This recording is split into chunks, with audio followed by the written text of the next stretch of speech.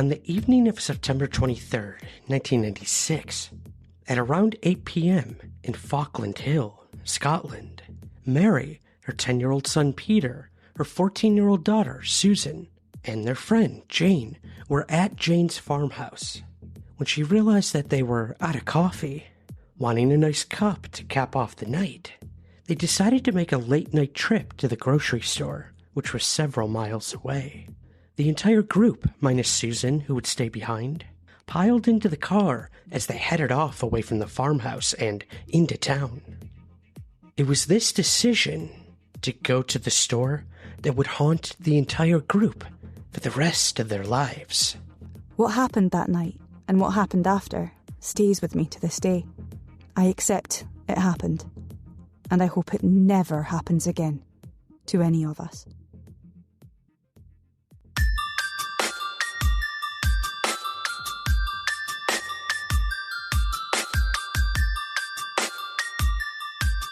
This is Somewhere in the Skies with Ryan Sprague.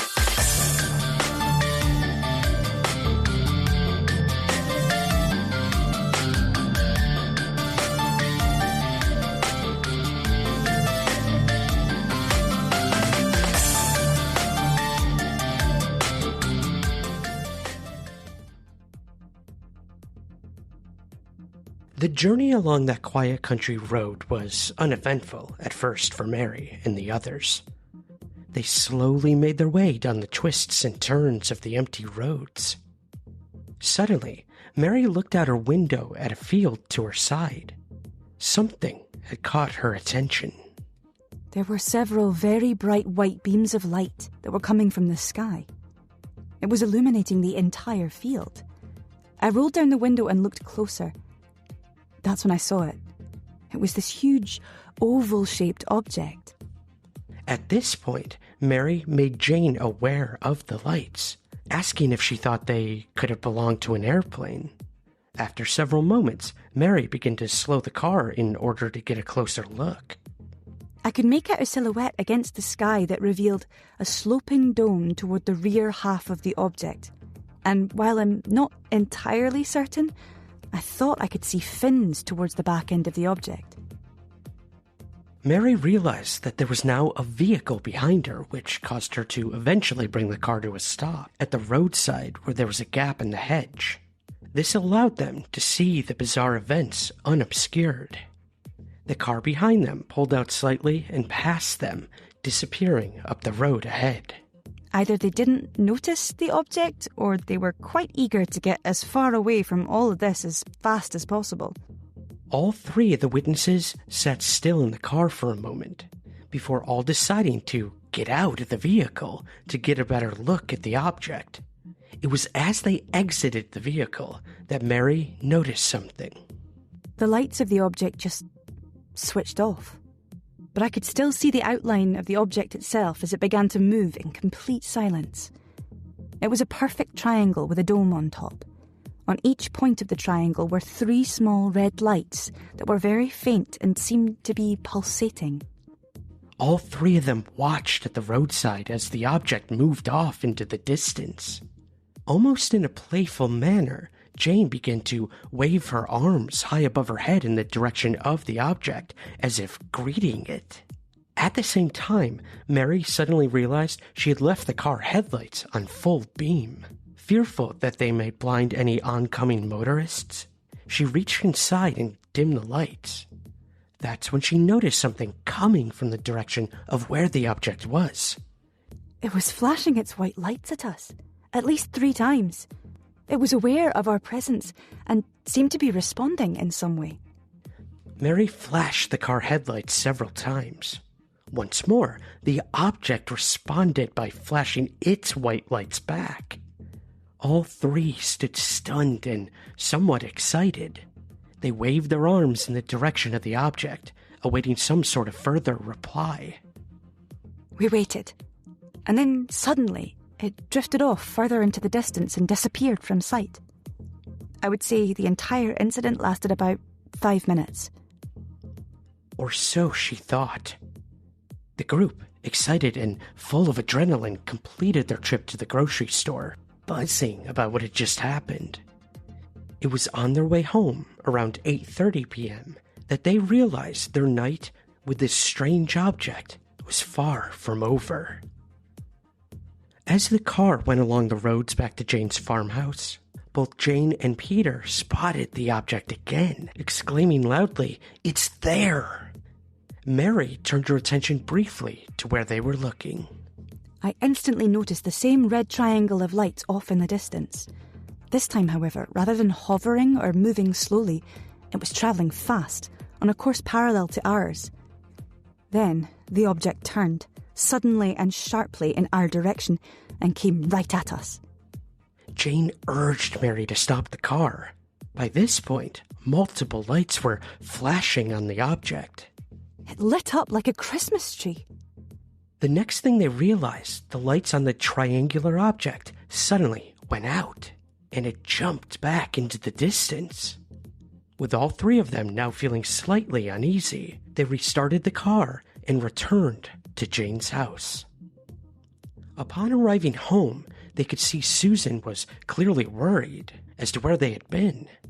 It was only at this point that they realized they had been gone for a little over an hour.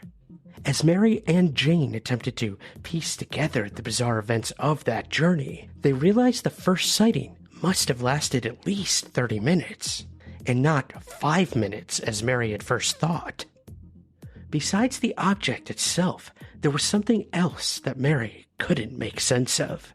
That first sighting, and then our subsequent drive to the supermarket, there was about 15 minutes that we couldn't account for. At least, not yet. The three of them told Susan exactly what they had witnessed, and of the strange events of the past hour or so. At first, Susan thought they were pulling her leg, refusing to believe them. However, after several moments, she could see the seriousness of both Mary, Peter, and her mother. Now intrigued, Susan asked if the others thought the object might still be out there. She herself curiously wanted to see it as well. The group discussed whether they should go back out on the road again. Mary was understandably hesitant. Peter had been particularly frightened during the events that night. I didn't want to make things any worse for him, but his curiosity got the best of him and he begged me to let him look for the object. He didn't believe that the object, or whoever was piloting it, were of any harm to us. So I said yes. This time, all of them piled into the car and headed out around 9:45 p.m. Certain that the events were fleeting, Mary didn't believe they would see anything. But she couldn't have been more wrong. I brought the car to a stop because we could see a strange glow in the distance. It almost looked as though a star had fallen to the ground. The closer we got, I noticed that it was blue in colour, and instead of glowing downwards to the ground, it was actually shining upwards through the trees from the ground. I decided to drive onto a back road a short distance away, which would give us a better view of what was happening. As they made their way there, however, they became aware of another star-like glow near the trees on the ground. I now began to feel very uneasy. The entire carload was quiet. I stopped the vehicle, but kept it running, just in case something truly concerning happened and we needed to make a quick escape. At the time, Mary had no idea how right she would be. She and the others looked on, staring at the light as they got closer and closer. The light was pulsating, growing bigger and smaller and then bigger again, like it was a power source, increasing and reducing over and over. Then something suddenly took them by surprise. This beam began to shoot into the air from the light, like a laser beam of some sort. They could all see the glowing object, and they could also see that something was moving back and forth in front of it. But it was Mary who could make out what was moving, and it made her audibly gasp. It was a figure, and it was by no means human. It was slender, long-limbed. Its head was disproportionately large. As if this wasn't shocking enough, several moments later, 4 other figures suddenly came into view. These figures, however, were slightly smaller, but similar in appearance. In utter shock and awe, the group watched on silently. What happened next, Mary would describe as the following. They were all moving around the glow. In the glow was some sort of black structure that I couldn't completely make out. They were picking up some kind of boxes and cylinders from the ground and carrying them toward the structure in the glow. The next thing they realized, there were blue star-like objects in the trees all around them, and several sharp light beams lit up the road in front of the car. They all, understandably, became uneasy, the lights getting a bit too close for comfort. I decided we'd had enough and put the car in motion and headed out of the area. As we drove down the road just before Humpback Bridge, I noticed in the rearview mirror that the blue lights were following us. The group, alarmed, began screaming for Mary to go faster and faster, the lights surrounding the car. Determined to get back to Jane's house, Mary drove on. They would eventually arrive to the farmhouse at around 10:45 p.m. Excited, scared, confused, and still a bit curious, the entire group debated going back to the area where they'd seen the figures. There was shouting, crying, silence, and then a collective agreement that we would, in fact, go back to the site. Why? I could not tell you to this day, but we did. Only this time, they decided to keep a safe distance away, retrieving a pair of binoculars to view any activity from afar. They arrived back in the area, slowly making their way to the road where they could get a clear view through the trees and brush. Mary kept the engine running, while Jane looked about with the binoculars. After several moments, Jane gasped. She passed the binoculars to Mary so that she could see what had startled Jane. As I looked through the binoculars, I could see a glowing object in the woods. It was round like a large orb, but slightly elongated towards the top and bottom. It was shimmering from the moonlight. I could also see large, irregular indentations all over the exterior of the object, each of which was dark in colour. Near the base of the object was a very long, irregularly shaped oval kind of opening, which was also dark in colour. This object appeared to be hovering a few feet off the ground. As it did so, it revolved, slowly and steadily, on a slightly tilted axis. To the right of this object was a perfectly circular, dull, red-coloured disc. As extraordinary as these objects were, it was what she saw next that had unsettled both herself and Jane. It was the tall being. I could see it clear as day. It had brown skin that glowed slightly orange due to the light coming from the object. But it wasn't alone. In a clearing in the distance, I could see another tall being that was identical, though this one almost appeared to be supervising. That's when I pointed the binoculars lower and saw a handful of the smaller beings. From there, Mary passed the binoculars back to Jane, who, after Susan begged, then handed them to her. Peter would then grab them and look as well, all of them having now seen the events playing out. Once the binoculars made their way back to Jane, she panicked. Mary would state the following about what happened next. A strange mist began to emerge from the trees, and Jane dropped the binoculars and started screaming at us. "They're coming! They're coming towards us!" Hey everyone, Ryan Sprague here, host of Somewhere in the Skies. If you've ever thought about supporting us, we have great 2 easy options for you right now. If you listen to the show on Apple Podcasts, you can click the subscribe button at the top of your Apple feed. Or you can join our Patreon at patreon.com/somewhereskies. Both of these options give you the same benefits. Early access to the main show, bonus episodes and content, and priority to ask our guests your listener questions. So, to help support Somewhere in the Skies, click that subscribe button on Apple or visit patreon.com patreon.com/somewhereskies. Thank you so much for your support, and keep looking up.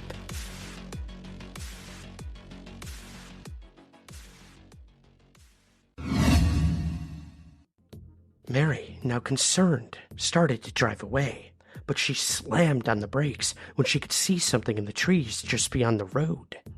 There were these capsules, like cocoons or something, hundreds of them. They were coming out from the trees and began to surround us on every side. But what happened next was even stranger. As I looked out at the field again, my vision went funny, like a television picture being tuned in. And while I was sitting in the driver's seat of the car with my seatbelt tightly fastened, I also felt as though I was in a lying position and I was being lowered into my seat. But just as quickly as this almost out-of-body experience occurred, Mary snapped out of the trance to the voice of Jane yelling to her to get them out of there. Before I even knew what was happening, I slammed the car into gear and hit the accelerator, driving away as quickly as I could. As they looked through the back window, each of them could see that the field was being lit up by a gigantic blue flash. They eventually arrived back at Jane's farmhouse for the last time that evening, and it was now midnight. Needless to say, they spent much of the rest of the night discussing the extraordinary events that had unfolded throughout the night. Jane, much like Mary and the two children, had trouble sleeping that evening, with all of them still retaining an eager sense of fear.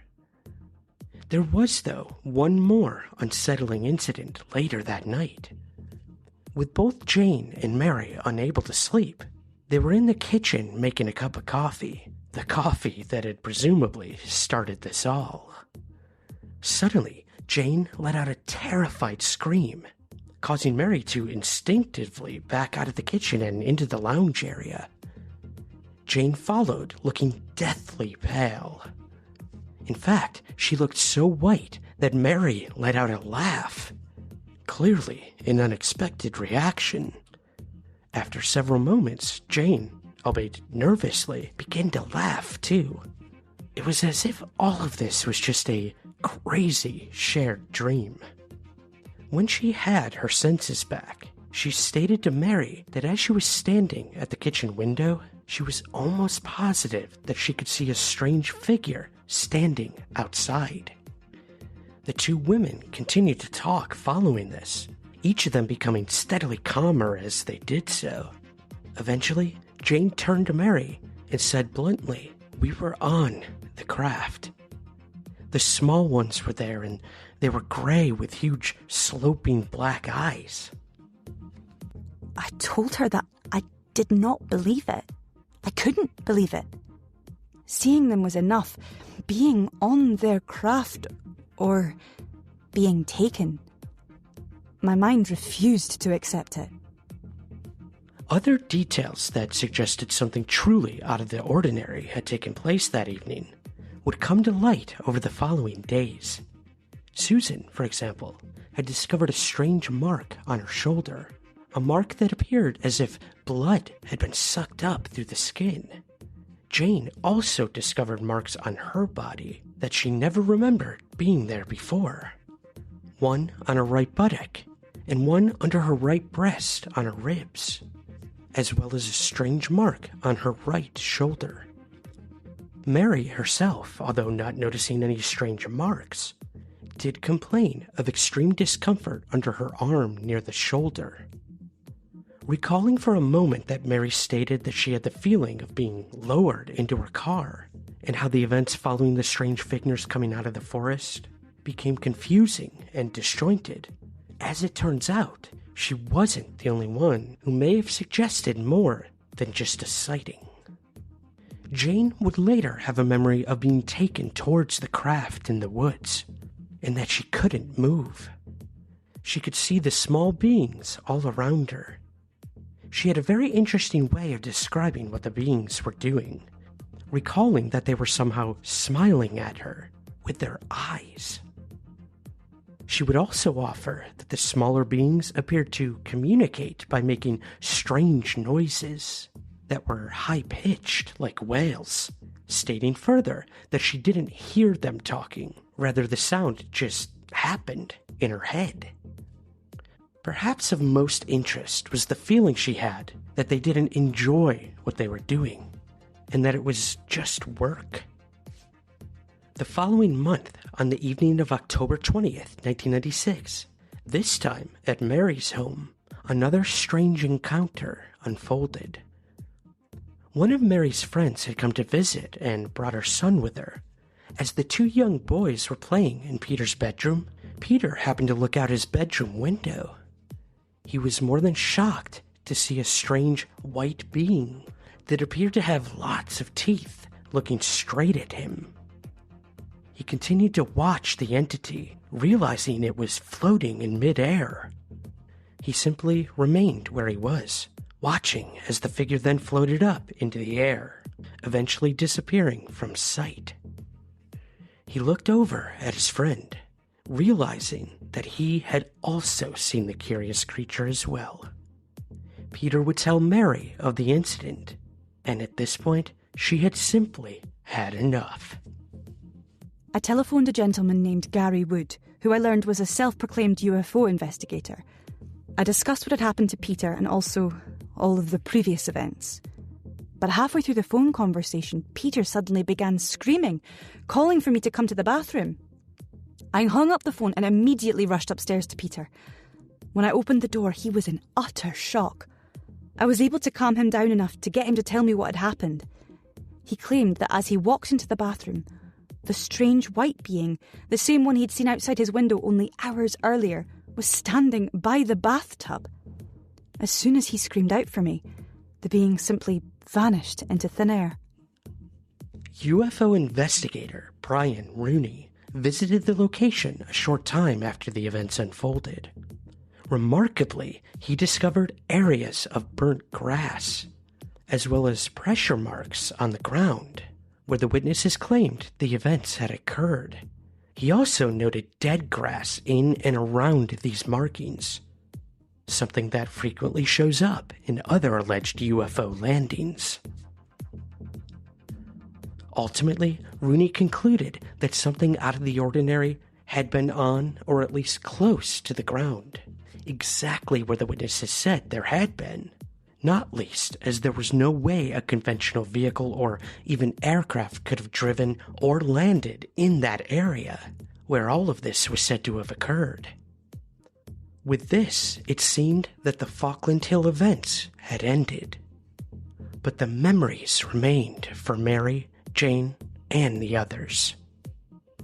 What happened that night and what happened after stays with me to this day. Jane was very bothered by it all. In fact, we barely spoke in the years that followed. And while I've tried to move on from it all, she became somewhat obsessed. While a part of me doesn't blame her, a part of me hopes that she can come to terms with it someday. How? I don't know. I'm still trying myself. But for her own sake, the children, and all of us, I accept it happened. And I hope it never happens again to any of us.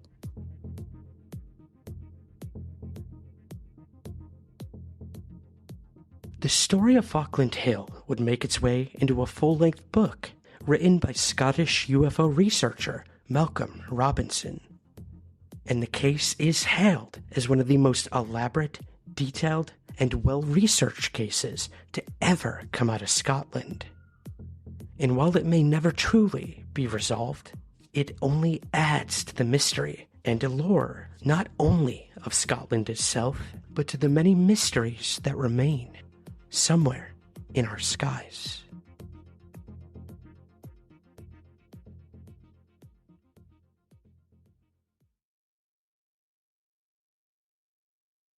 This episode was written and co-researched by Marcus Loth. To learn more, visit ufoinsight.com. A very special thanks to our voiceover talent, Bonnie Calderwood Aspinwall. You can learn more about Bonnie's work at the link in the show notes. You can follow us on Twitter @SomewhereSkies and on Instagram @SomewhereSkiesPod.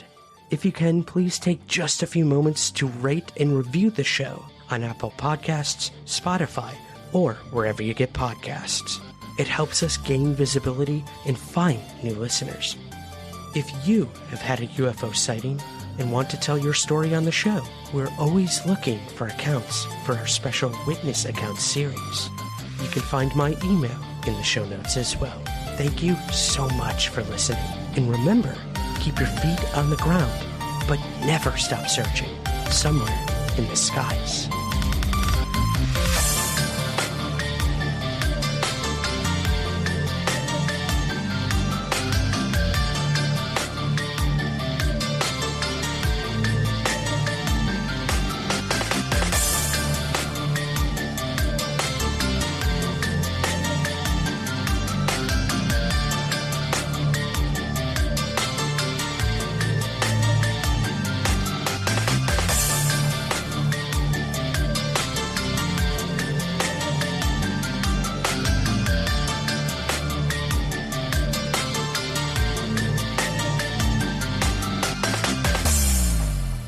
The Somewhere in the Skies podcast is part of the LIONSGATE Sound Network.